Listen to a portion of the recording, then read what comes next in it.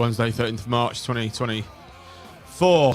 In this evening's show, we are catching up on the last three games this last pod as the pool finally hit a bit of consistency, and we're making a late charge to grab the coveted last spot in the playoffs. And we're finally out of 8th. I'm John Aspinall, and this is the Seasiders podcast. Extra time show, playoff push.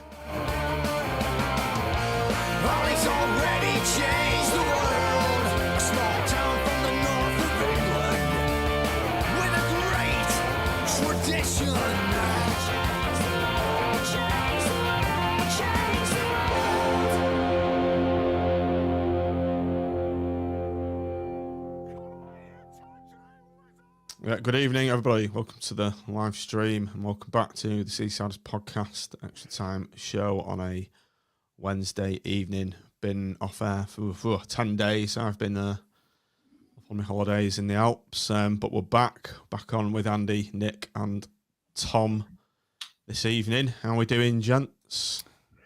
Very well, thank you. Good evening, everyone.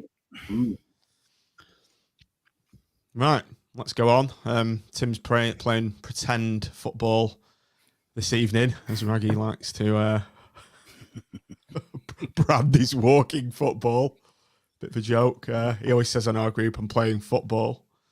And I always say, what real football? And it tickles Raggy all the time. Yeah.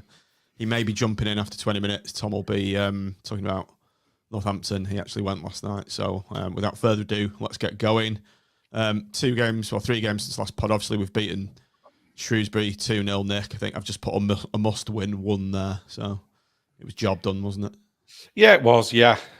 Pretty routine, really, and good to see because we seem to see every game now, don't we? Oh, it's a must-win. And thankfully, yeah, we got the win and it set us up nicely for top of the league, Pompey at Bloomfield Road. Yeah, so, Andy, it was a brilliant performance from Blackpool. I think we were in the ascendancy. We were, I'd say, dominating the game, but we were on the front foot more than Portsmouth were. And referee decides to completely ruin the game by sending Jordan Rhodes off, completely changed the complexion of the game. Well, I probably, along with everyone else, thought he'd blown up for the foul on Beasley. But, anyway, hope the EFL don't send any more refs from Preston our way. He can do one. Mr. Duckworth, you can... you're deposited to room 101 Blackpool style. I was thinking of a Jack Duckworth style gag with this fella. Sure. Do you know who Jack Duckworth is, Tom? Are we talking Coronation Street there? We are, yes. Well, well done, Tom. I'm trying to think of a pigeon-related quip, but I couldn't in time. NHS specs with the sides held on with a piece of elastoplast. No, I'm sure something will come to us, but yeah, Nick, it was a travesty to say the least. It was, yeah, because we'd looked, I think were they 6 points clear at the top when we played them, and we were more than matching them. Rhodes has had a decent chance that went just wide, and we were on the front foot, and it was a good game. And then, like you say, the red card just absolutely killed it. And you're then thinking, right, well, can we hang on for a point? And thankfully we did. But yeah, and that ref, I know, he's from Preston, bit of a conspiracy theory, which I don't necessarily buy into, but he's known for giving loads of cards out. But when he went up for the ball, like you say, there'd been the foul on Beasley. So you're thinking, as he waited for a second, see what's happened, and then he's pulling it back. And then he waits for about 20 seconds and pulls a red card out. And, you look at the replay and you kind of get an idea, don't you, when you think, oh, he might be in trouble there. And this was, he's kind of gone up with his arm, but he's not gone up with his elbow. And the guy puts in an Oscar-winning performance rolling around. Nobber as well, Nick. Joe Rafferty, ex-Nobber. And holding his face where he didn't get hit. He wasn't touched on his face, by the way, and so it was hardly a swinging elbow, was it? It wasn't a swinging elbow. Like I say, you know when you think, oh God, we might, that might be a red when they kind of the running and they go in with their elbow and you think he's caught him there. But it wasn't like that for me at all. And everybody around me was just like, I cannot believe it. I can't fathom it. And like I say, it just kills the game. I mean, Rhodes didn't protest at all, really, did he? He just went straight off. But that's perhaps just because he's the consummate kind pro. yeah, exactly. And he just thought, you can't argue with stupid, and off he went. And yeah, like I say, then you're just hoping we can stay in it and get a point. And to be fair, it was brilliant from then on as well. The way we battled and managed to get a point, and it may well prove to be, a very valuable point. But for the ref, it gets overturned, but there's no consequences. There will be reffing again, and probably doing similar things. Let's just hope it doesn't cost us. I'm not saying we necessarily go on to win the game, but you've a damn sight more chance with Jordan Rhodes on the pitch than off it. And Bays just said, why didn't Rhodes complain to the ref? He went straight down the tunnel. We've covered that, haven't we? I think he's very level-headed. I think he's an intelligent player, and I think he just realises it was futile. Yeah, arguing with the ref. Obviously, I've only seen it on telly, the red card, but what was it like in the ground? Because I've only seen that one replay, and it looked soft, but you could see lean with his arm. So I just thought, from the perspective of he's just not going to overturn it because his arm was there. So I was quite surprised it got overturned, but I don't know what it looked like in the ground. Probably a bit more uproar than the cameras suggested, even with the elbow. It's a bit difficult. I mean, where I am, I'm in the south, and I just turned to Sharpie and said, I wonder if he's done him there. He's actually, so you're questioning yourself. Has he thrown the elbow? And the guy's rolling around like, the taught at Barcelona, etc. And it was a very sort of foreign football thing to us, wasn't it? Years ago, where we'd saw a player rolling around the ground and just think, like, English players don't do that. And there's it just shows you how it's crept into our game. And to be fair to Rafferty, he's played the ref brilliantly, hasn't he? And he's got him sent off. And like, he's Irish, Andy. Just ridiculous. Yeah, Joe Rafferty. There he is. Don't forget the face. Got Jordan Rhodes sent off. I'm sure he'll get a warm welcome when he comes back next time. Put it that way. Yeah.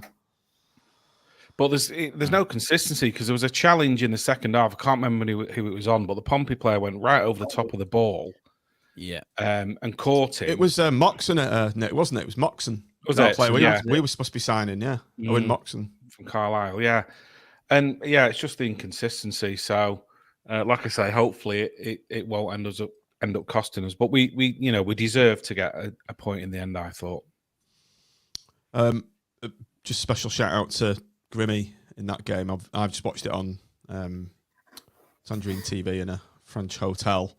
But Grimmy, he more or less kept us in that game in the second half. He was superb, which makes an absolute mockery of his dropping last season, I think. Yeah, it was a great save from the free kick, wasn't it, as well? A quick look at the old momentum graph. Let's bring that up. Laugh at this.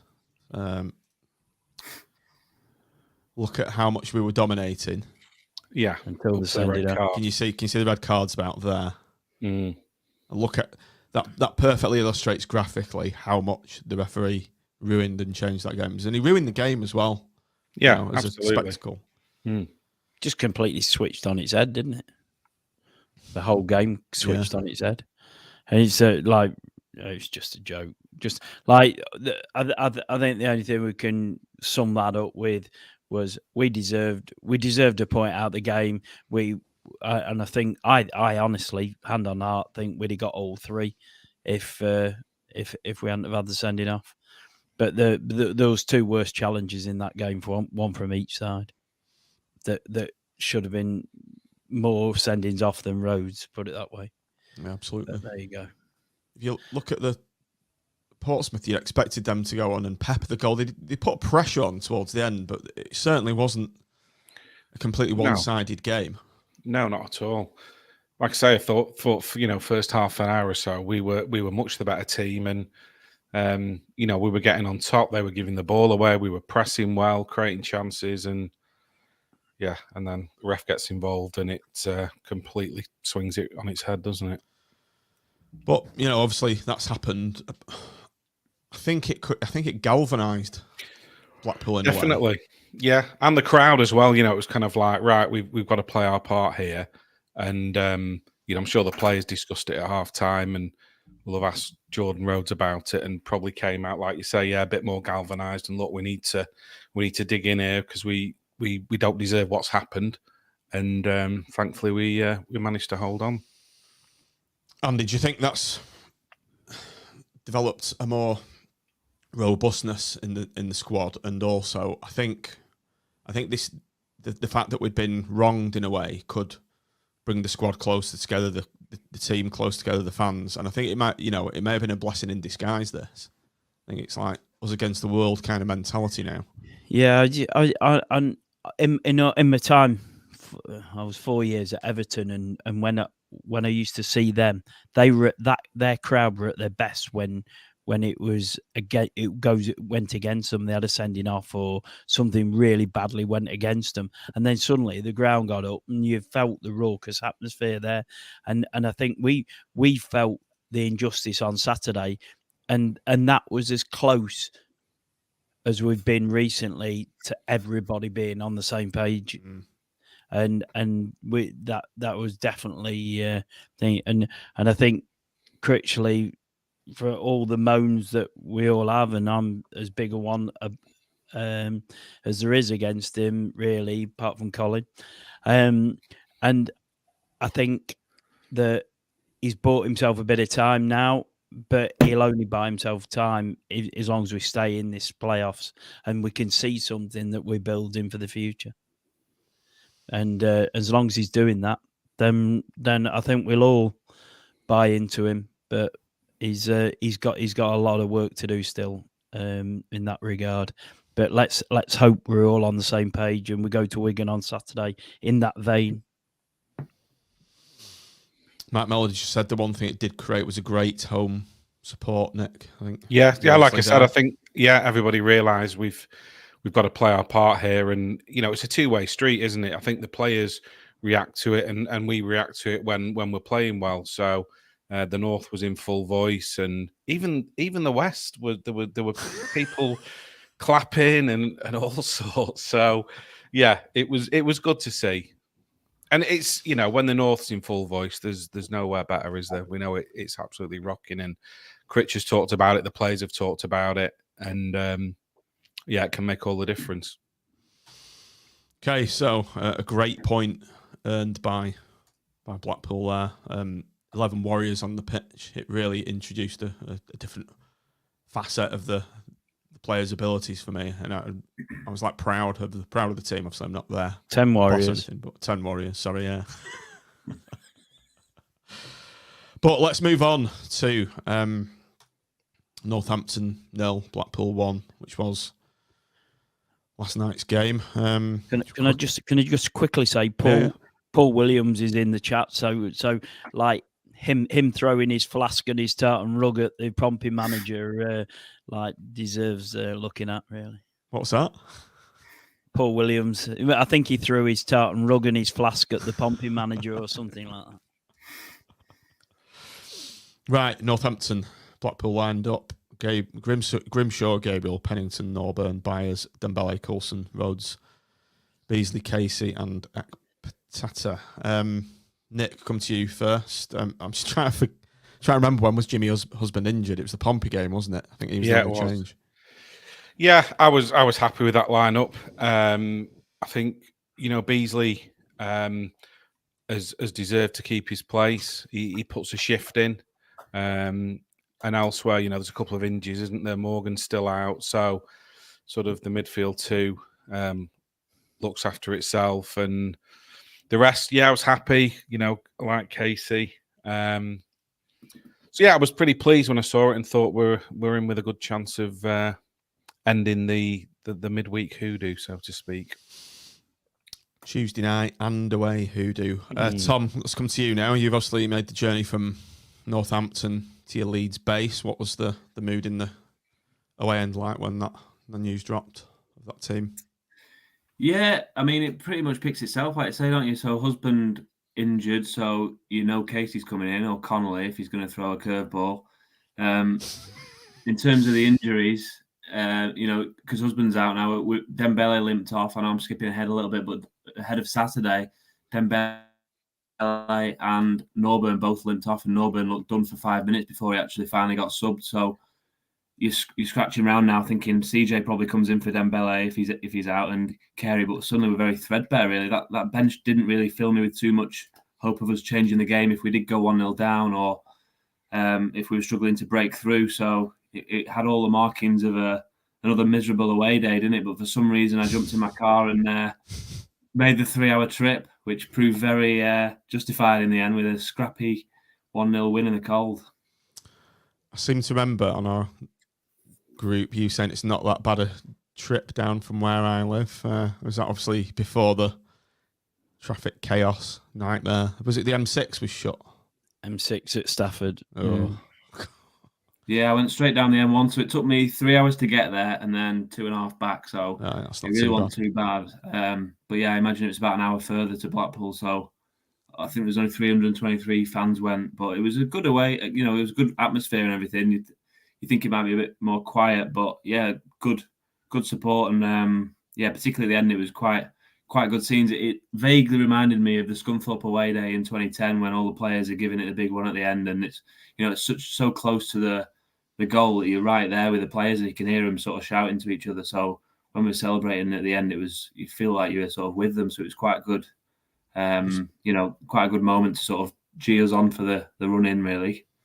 Obviously, just stepping ahead. What was there a mood of promotion or playoff potential amongst the fan base? Do you think that momentum's there? Do you think it's gathering a steam? Definitely. I mean, no nutter's going to drive to Northampton without the belief we can do it, at least. So I suppose everyone that was there fully backs us, I would have thought, unless they're just going through the motions. But the majority of cases, you're not getting on that motorway without the hope, are you? So I certainly felt it. I only drove down because I can feel like we can do it, and it's just the Blackpool way, like Simon Sadler said. So we're on track all of a sudden. I know Stevenage have a couple of games in hand, but it's what we're used to doing, isn't it? Certainly over the last 20, 25 years. So yeah, it feels like it was a big win. It could have all gone wrong last night. It had all the hallmarks of a scrappy 0-0 or a 1-0 defeat, didn't it? So the fact that we got a scrappy goal ourselves and got over that line, despite trying to throw it away a couple of times at the end, it, like you said, with the Pompey draw, it might just galvanise us and help us see ourselves over the line.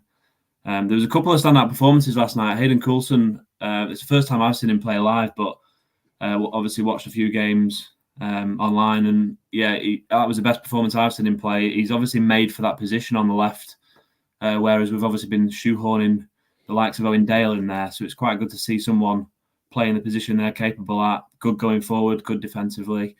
And yeah, the only other call out I'd say will be up front, because with Rhodes and Beasley, you sort of lack that pace, don't you, with them two? It's a bit of a I can't remember the strike partnership we had in the Premier League. It was Ormerod and Taylor Fletcher at one stage, wasn't it? And it was very much lacking in pace, so it had those sorts of vibes to it. But you've got Lavery on the bench, you've got Joseph on the bench, so you've got that option. But maybe the one concern that was that there weren't many goals in that team, but we obviously got one. Well, we got two, really, didn't we? Yeah. Let's have a look at it. Now, there's been a few stills kicking around the place. The actual replay itself, Dembele's got his hand in the way, hasn't he, on the video? Yeah, that's the thing. I've seen a few different freeze frames and slow motions, and I know that, you look at that there and think, yeah, it looks over the line. And my first thought was it was way over. And I think the body language of the Northampton players as well was that. But like you say, he couldn't do that again if he tried. His hand right at the split second where it comes down. So you can't say 100%, like with the goal line technology, which I didn't realise we didn't have in League One, to be honest. I thought the ref was going to look at his watch and go running off, and we'd celebrate the goal. And but thankfully, we went on to score in the second half because, again, had we not done, then you'd be looking at that thinking as another poor refereeing decision. Done us. Cost us a couple of points, but thankfully it didn't matter in the end unless we miss out by a 1 on goal difference. Yeah, I know I've got to drop off in a minute, but one thing I would say is Northampton were absolutely terrible, and they're in mid-table. You would have thought they were right at the bottom of the league because that's one of the worst home sides I've seen play. We were actually, you give it the way every time there's a pass when it's your team when you're 1-0 up. We're actually doing that for the back four, and they were just passing it from side to side and giving it to the goalkeeper, and then the left back goes and dribbles it out of play, or they kick it into the stands. So really terrible. So you've got to win. You can only beat what's in front of you. But if we'd have dropped points last night, that would have been a tragic result when you look at some of the other teams we've got to play between now and the end of the season. So, yeah, take it. You take your win when you can get them, but we'll face better opposition than that, I think, and we need to really learn how to kill teams off when we're 1-0 up and run the clock down a lot better than we did last night. Tom, you did. Sorry, Andy, go on.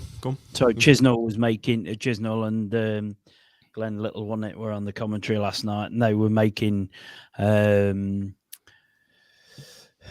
comment right from the first 5 minutes about how little atmosphere there was in the ground apart from the Blackpool fans, and the Northampton fans were so quiet, and you just think that they think their season's almost over now. I thought Shrewsbury was about the worst I've seen over the 2 games that we played them, but bloody hell, like Northampton did a good job to imitate a team in the bottom of the league last night, really.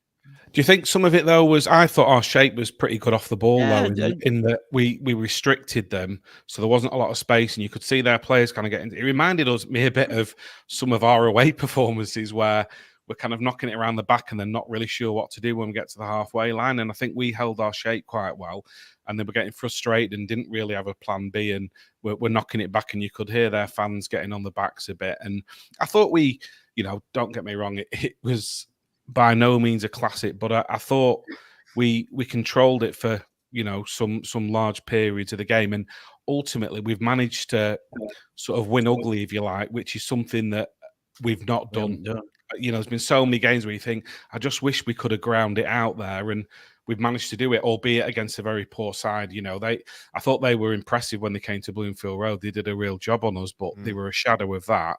But you still got to beat what's in front of you, and probably didn't really get out of third gear, but we've got the win. And at this stage of the season, I'm quite pleased we managed to win ugly and grind it out. And it's all about the 3 points, really, isn't it? Because as we keep saying, we've got to win. It's a must win to stay in the pack. You'd take that again Saturday, wouldn't you? Absolutely. You'd take it for the rest of the season. Do you think Ollie Casey? I think Ollie Casey's made a big difference. We just seem to be a bit more solid with him in there. He's not a naturally left-sided player, but I just feel more confident about them. I was fairly confident they weren't going to score all evening. I mean, Jimmy's been a great player for us this season. I don't know. I think Casey just adds a bit more, obviously, height, aerial ability, and just getting blocked in. I honestly I feel as though that we're not getting done by that ball over the top that we've been done with. I mean, Connolly's been done by that ball so many times when he's played. Hubby's been done by that ball a few times this season, and it does seem a bit more solid. We lose that left footer, don't we? With Casey being a right footer on the left hand side, but like it's felt more solid with him in and set pieces as well. Having him and Ekpiteta back at set pieces just gives us another presence in the box in the defending aspect of the game as well. So overall, I was pretty pleased with Casey. I thought for me, Casey was probably the man of the match. But I think that people have got a good argument for Coulson as well. To be fair. Do we know what Hubby's has he gone for a scan or something? Did I read today? Don't I haven't Possibly. read that, to Was be it honest. a thigh? Was it something to do with his thigh? Yeah, I might have been Oh, mentioned it. I'm yeah. not sure, but I'm And not sure and he's then out. have we heard about Morgan? How long Morgan's supposed to be out for? Because I'm obviously he's not I'd featured. actually forgotten a bit about him, Andy. Yeah, you're right. No, like really, with where it becomes apparent is if we're losing Norburn on Saturday, Morgan is the most sensible replacement, isn't he? I think he's not. I don't think he's back in for a bit. Yeah, I think they said Dembele. I think Bison's mentioned it in the comments. Dembele's okay. He was walking around okay after the match. I think it was just tiredness. You know, he's played well. This is more football he's played than he's played his entire career, isn't it? You know, week in, week out. He was a sub for everywhere else he's been and not played much football, and he's getting 90 minutes every week or twice a week. So I think it's just a bit of tiredness for him. So hopefully he'll be all right. But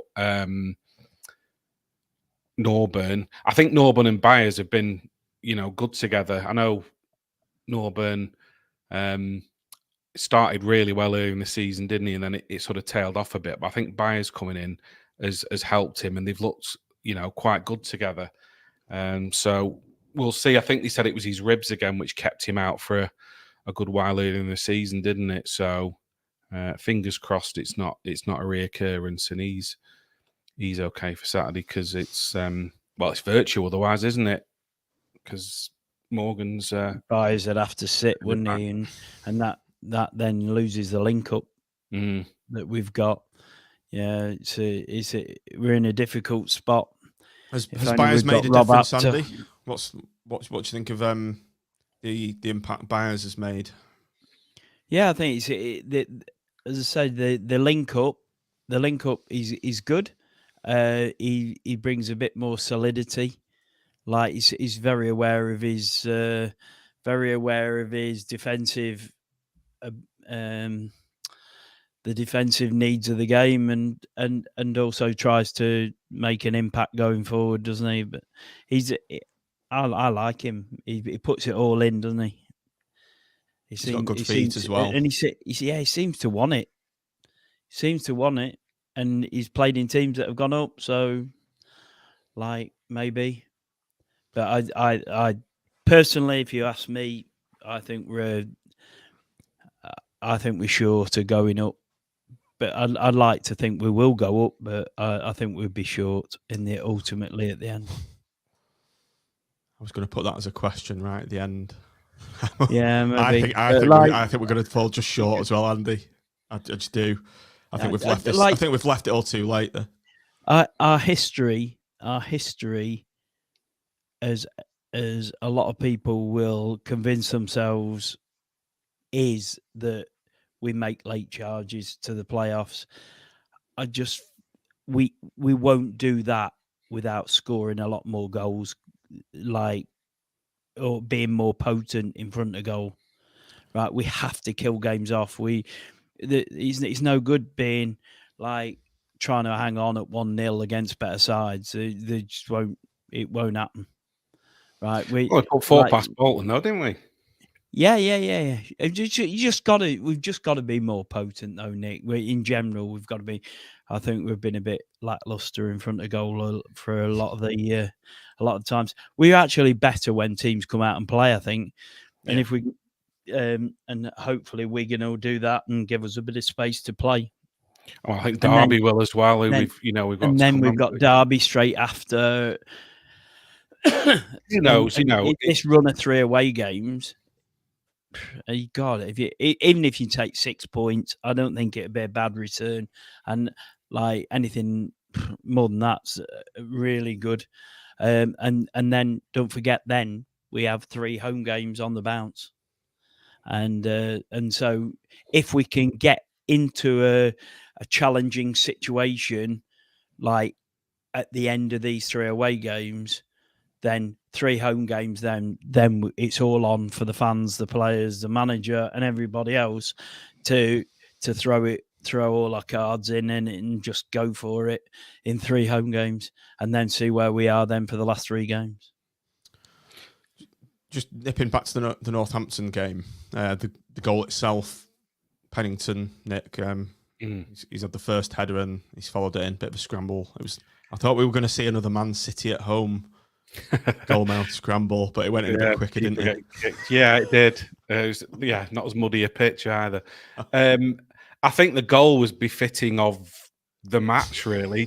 Do you know what I mean? It reflected the game. It was scrappy, but like I said before, it doesn't matter at this stage of the season. We've won ugly, and that's something we've not done very often. So I'll take it. And it, especially with what had happened in the first half, where you're thinking, is that gone over the line?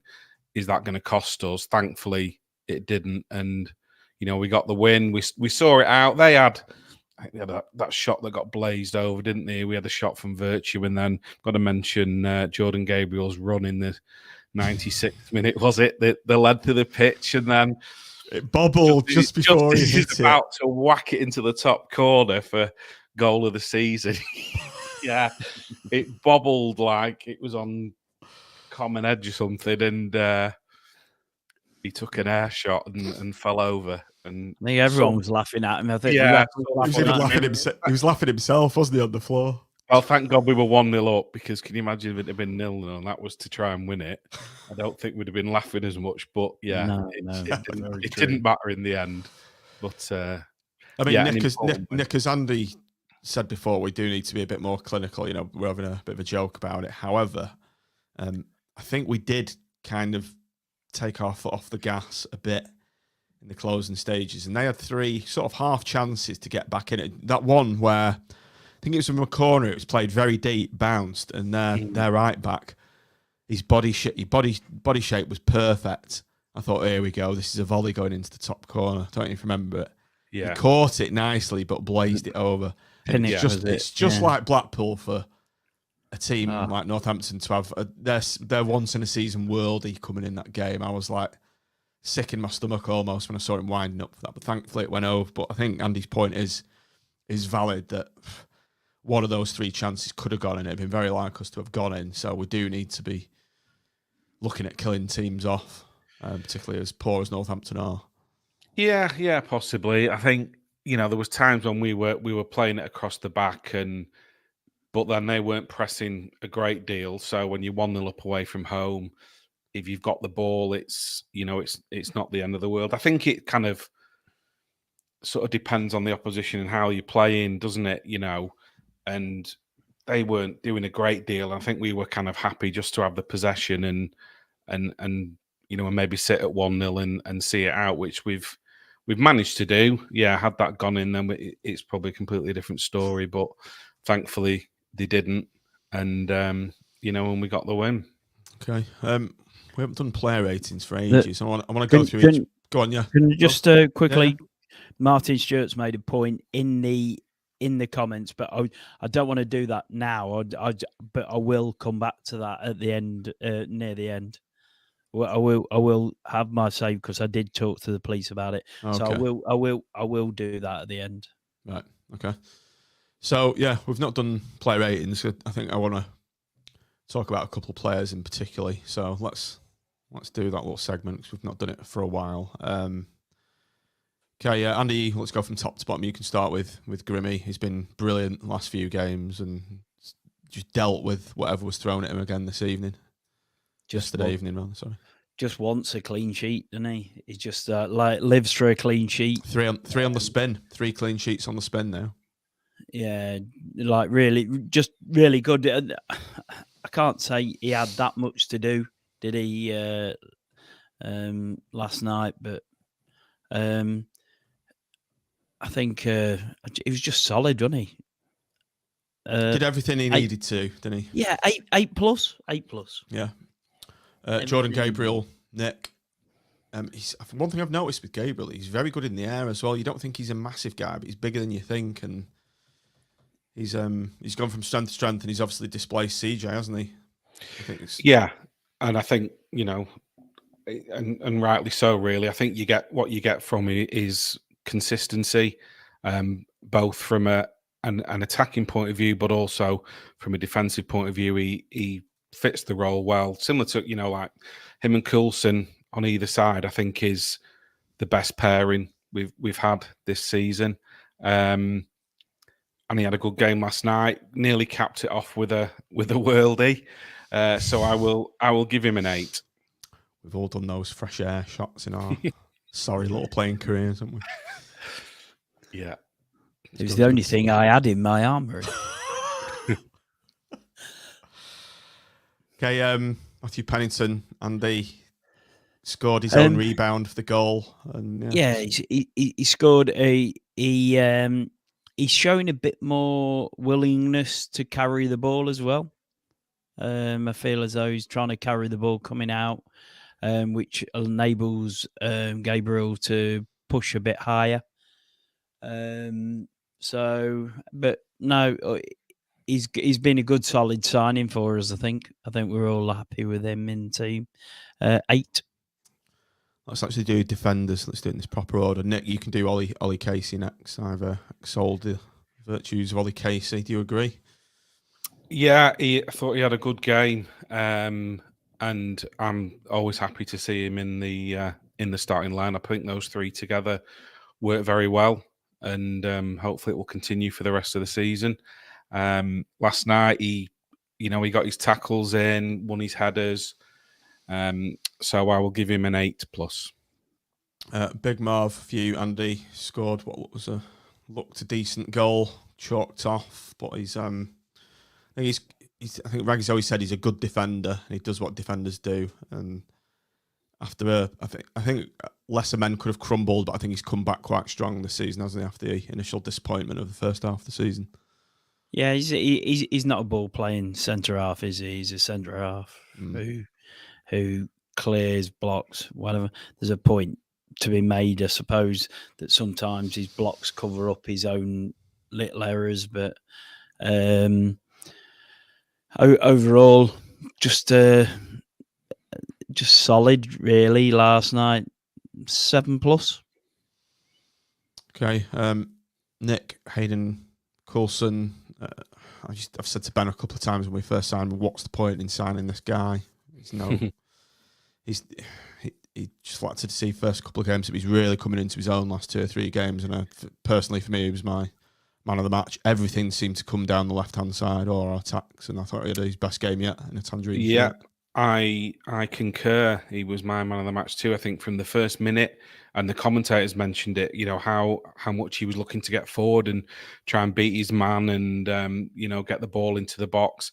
I think he's getting stronger and stronger each game. He's making the position his own, and he was my man of the match. So I will give him a 9. I do. So I think it's good that we've actually got a proper left wing back playing in the left wing back position. It makes a huge difference. Of course it does, and it's not rocket science, is it? To play people in their natural positions, and then that's how you will get the best out of them. And like I say, I think him on one side and Gabriel on the other is the way to go for us. Owen Dale's been playing right wing for Oxford. He's been getting quite a few plaudits, setting goals up, but that's his position, isn't it? He's a right winger. Well, yeah. Again, if you depending on formations and and the like, if you're playing a certain, if you do 4-4-2 with him as a winger, then you'd have him in every day of the week. But we don't, and I think this system, we've tried numerous different people in it, and some of the time it's not their natural position, and surprise, surprise, they're not always very consistent with it. I think with Gabriel and Coulson, it's no surprise that it's working out. I think when you doubted it, John, when you doubted Coulson, we had Lyons and we had Dale. That's right. Sort of still knocking around, who are both our players. Coulson's not our player, remember? He's Middlesbrough's player, isn't he? Well, Dale's not our player anymore, is he? Well, no. But what I'm sort of saying is they were our players, and so we've offloaded to bring in a lone player. So, never fall in love with the lone player, as they say. But well, it's needs must, I guess. Well, it's a lot of teams get promoted by the good use of the loan system. So let's knock that. We can't knock that, and we haven't done badly this year. I wouldn't say it's been great, but we haven't done badly, really. Wow. Positive words from the Grim Reaper there. Don't get used to it. Right, Andy, into the midfield. Have you got those positive vibes for Ollie Norburn's performance? No, not really. It's just he's all right, but don't we all wish? We all wish he'd get his head up and look forward. He has got it in him. He has got it in him. But please, Mr. Norburn, if you're looking, or if Mrs. Norburn's listening on his behalf, tell him to bloody play forwards. He's just, that's my only. He tries to be solid, but he's been a progressive midfielder before. So, let's say it again. And if we are going to get into the playoffs, we're going to need him to be progressive forwards, not sidewards. But I think. Anyway, Sorry, Nicole. I think having Byers in there, though, he perhaps brings that a bit more. And Norburn. So just jumping back to the Portsmouth game, I thought Norburn was very, very good. Just breaking the play up. And I do get it. Yeah, sometimes you look up and think, go on, give it a forward pass, and he'll maybe knock it sideways. But I think he does that kind of dirtier side of the game quite well. That maybe doesn't get noticed as much because we're all just looking for the wonder pass or a repeat of the wonder goal he scored a good few weeks ago. And I think there is more to him than we're perhaps seeing week in, week out, like when he was at Peterborough. But I think him and Byers work quite well together. Sorry, Nick, I was just looking at the comments. Posh, you've just scored. Peterborough scored. Yeah. That's good news. It's all coming together. The stars are aligning. I've seen the other game, by the way, tonight. Just ridiculous. Luton were 3-0 up at Bournemouth in the Premier League, and start of the second half, Bournemouth have just scored, but bonkers. The bottom of that league's as bonkers as we've got some things elsewhere. But we really need Peterborough to win that game. I think we are scrapping over sixth. Yeah, I agree. What was your score for Norburn, Andy? 7. Okay, Nick, his midfield partner, Gorgeous George. I think he played last night. Yeah, a couple of times with the odd stray pass, but I think, like I said, I think he works quite well with Norburn in there. He does a lot of talking as well, like telling players where to be, where to go, what to do, which is no bad thing. I'd give him a 7 for last night. Okay. Dembele, Andy. As anyone know, it's Chizzy. He flicks between saying Dembele and Dembele. Make your mind up, Chizzy. Which one is it? It does my head in. Look, he doesn't call him Connolly or something. Did you, Dave Smith? Did you not see that corner? That corner last night. Oh my good God! Right, so he's going to be an in swinger with his left foot. This is Chizzy on commentary. He's going to have a left footed in swinging corner. They love in swingers, and then he goes around. Oh, he's gone round the ball and he's going to take it an out swinger with his right, and then he goes. And there's a player come over for a short corner. He's never going to take a short corner. Oh, he has. He's taken a short corner. And just think, you absolute. Oh, everything we think about Chisnall summed up in one corner. They should get Sean McGinley on comms again, shouldn't they? Anyone, right? We'll call it the ABC Club. Anyone but Chisnall. Yeah, that's what we'll call even the ABC Sean. Club. Anyway, back to Dembele. Going back to Dembele.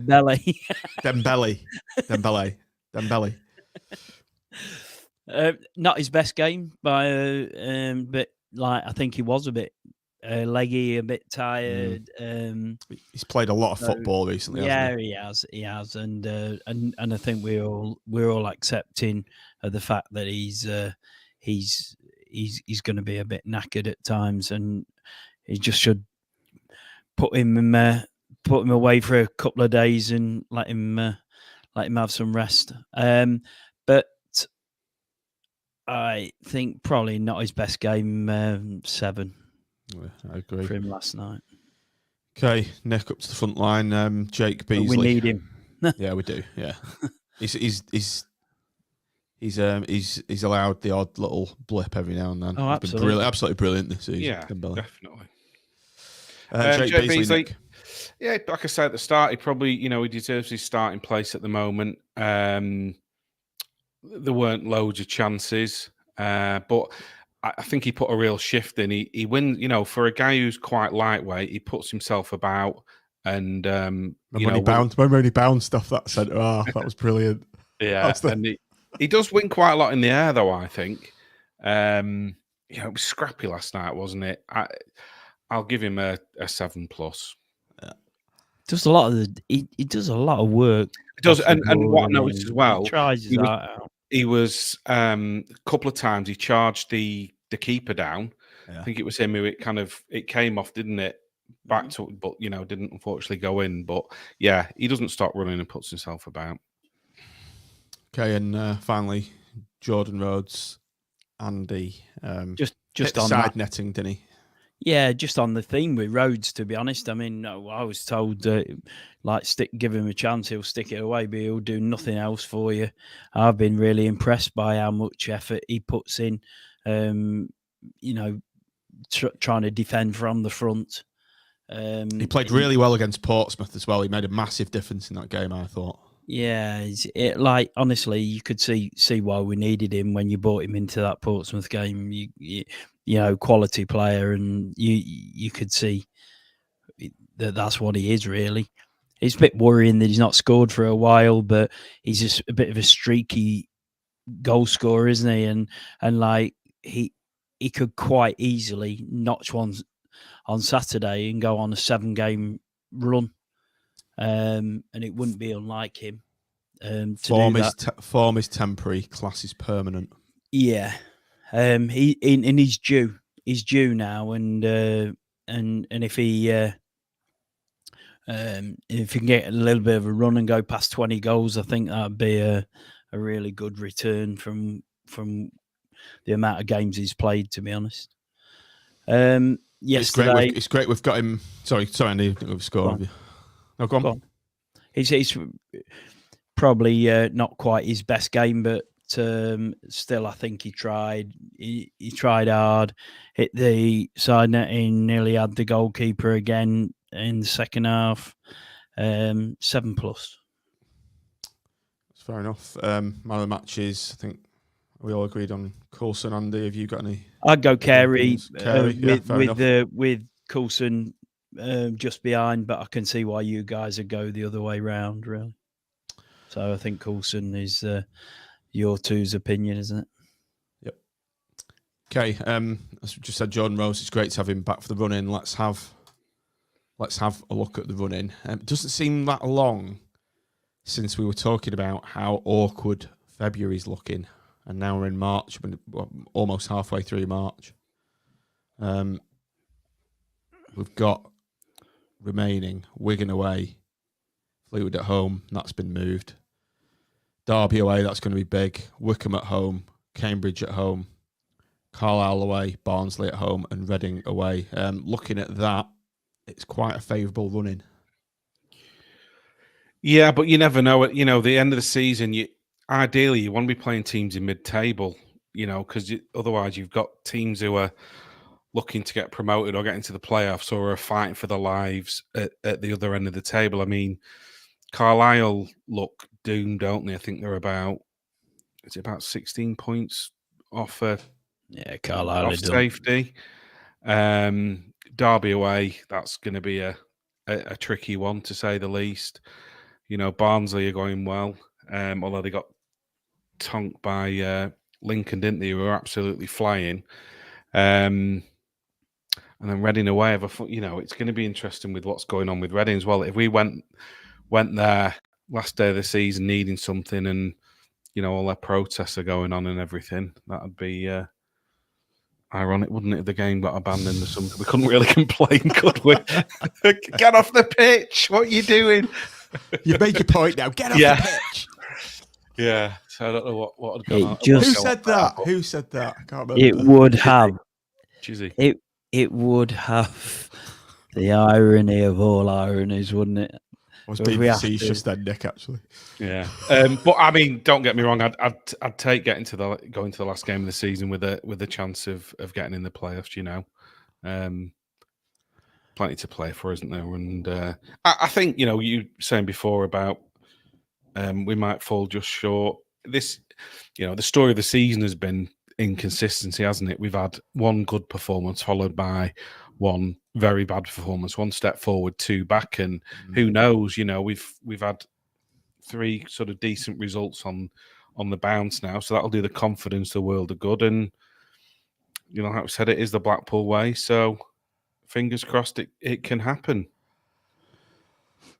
And I've just got this really strange image at Reading on the last day of them invading the pitch and Sadler running on with a load of £20 notes, giving them 20 quid to get off.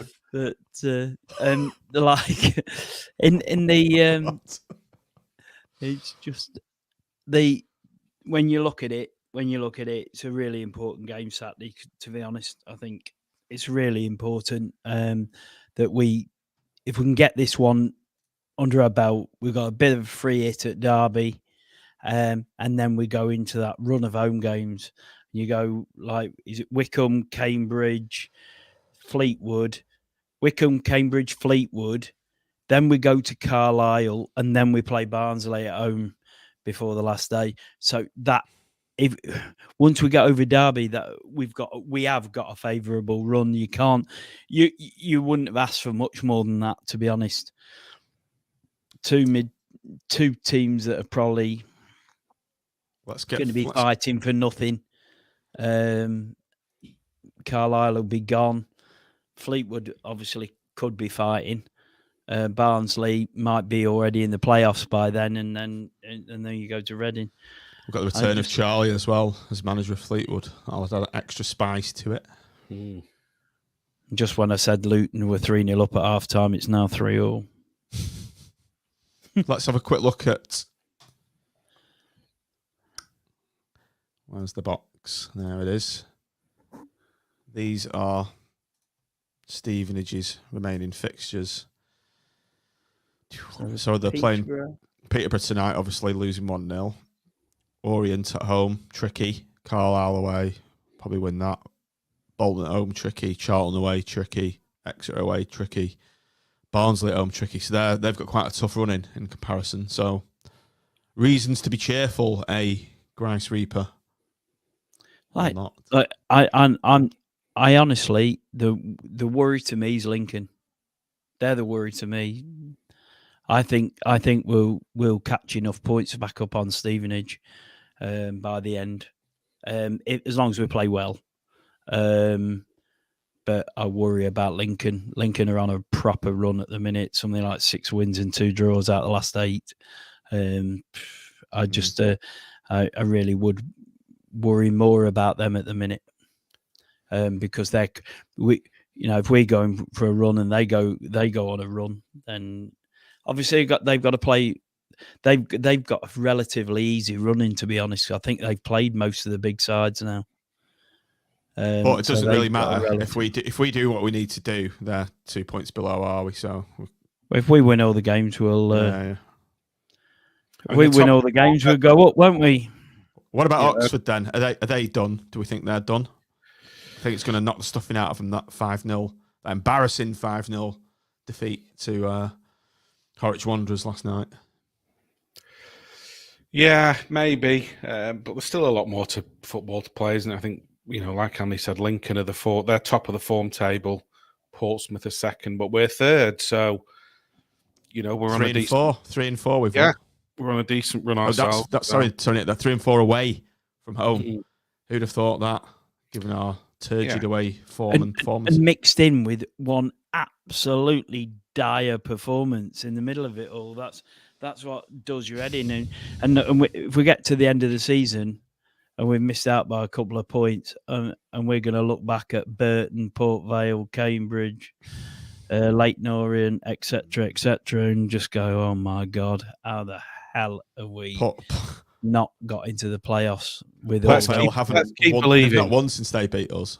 Port Vale.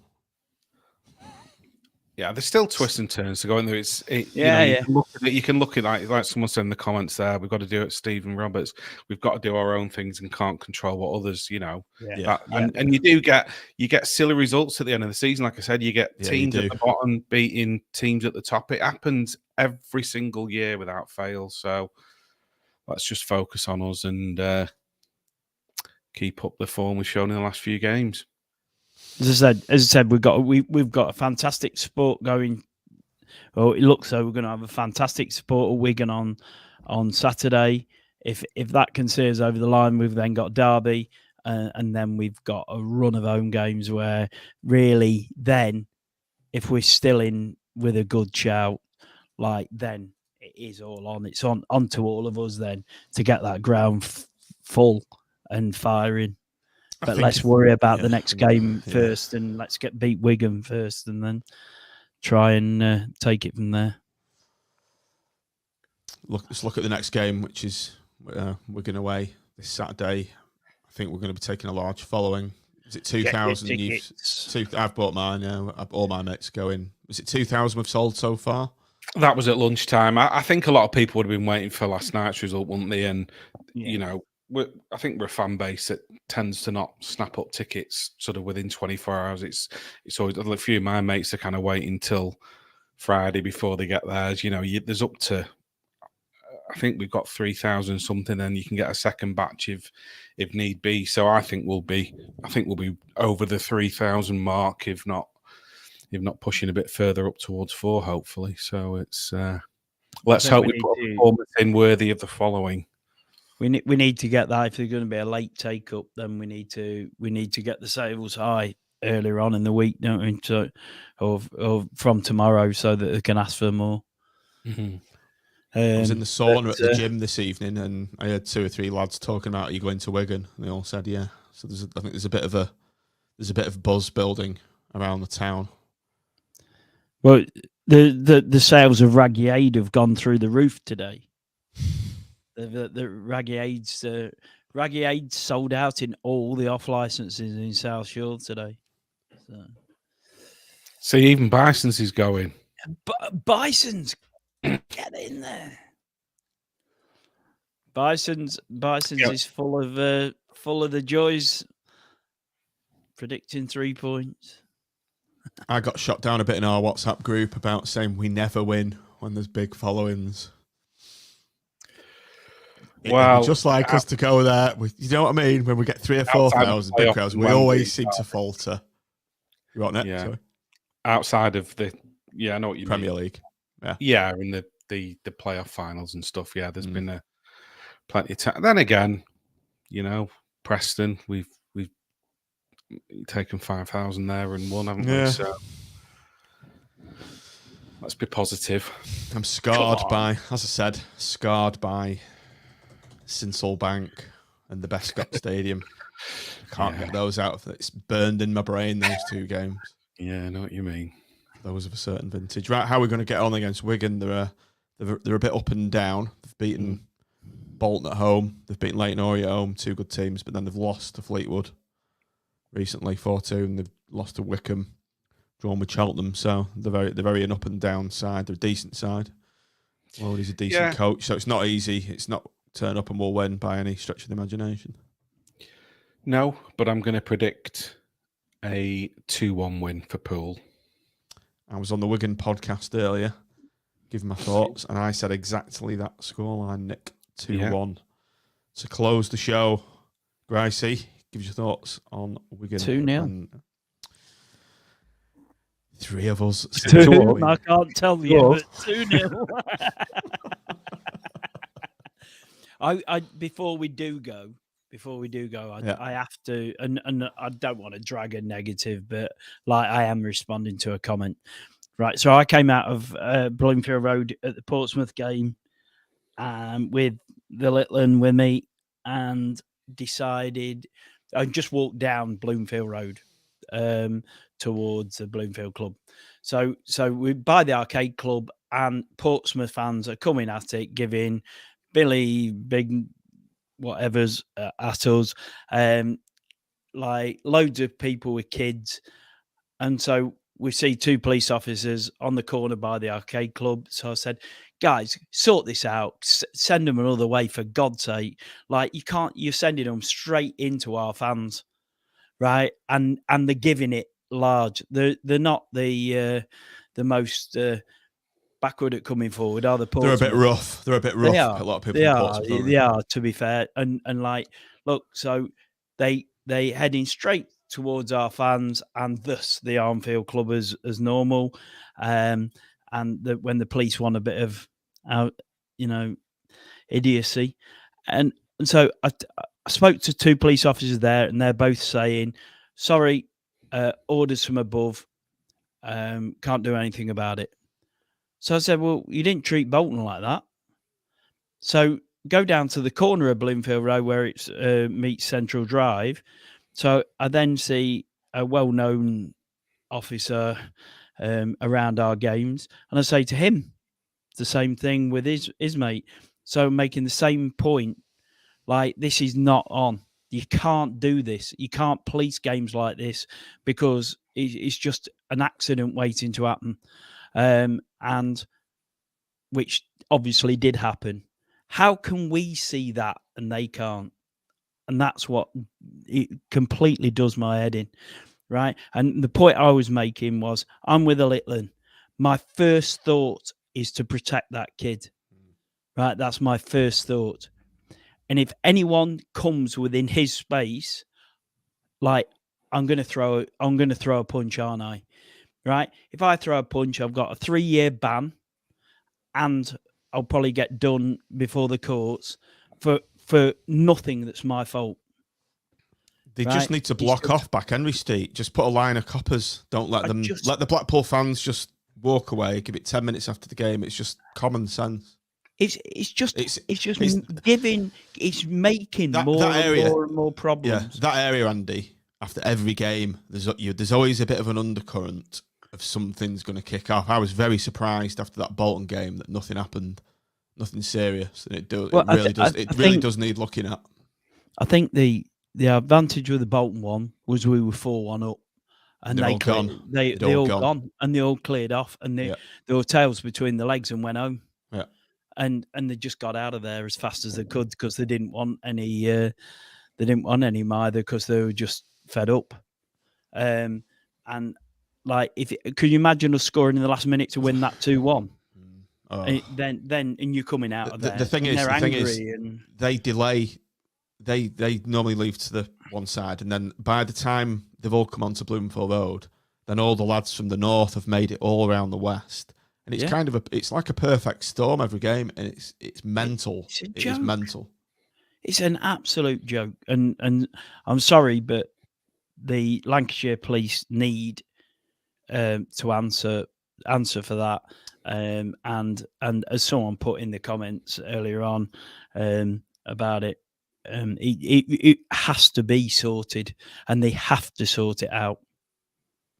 It was Martin Stewart. Going back to Portsmouth game, loads of away fans walking into the south area causing trouble. Police filming, but just watching. Poor again.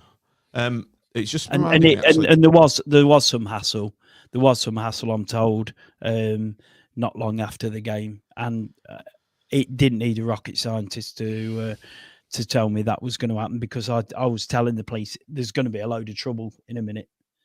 There's going to be a load of trouble. I don't know what you're doing here, but well, we're officers down, and we haven't got as many as we had against Bolton, and yeah, but like, surely you're going in with a plan.